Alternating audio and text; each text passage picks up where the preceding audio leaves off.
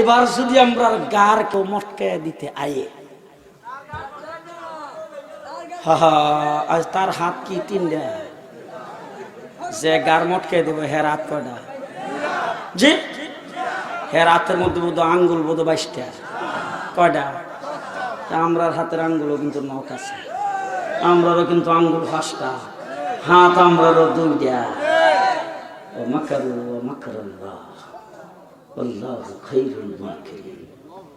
চিন্তা ভাবনা করে সুন্দর ভাষা দিয়ে কথা বলতে হবে। মন্ত্রিত্বের চেয়ারে বসে বলবেন কার মটকে দেওয়া হবে, আসেন রাস্তায় দেখি কার গার কে মটকে, আসেন দেখি কার গার কে মটকে।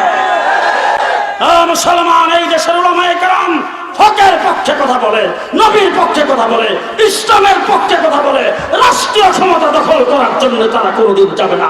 রাষ্ট্র আপনারা চালান, তবে ইসলামের বিরুদ্ধে টু শব্দ করলে তসলিমাকে যেমন ছেড়ে দেয় নাই, লতিফ সিদ্দিকীকে ছেড়ে দেয় নাই,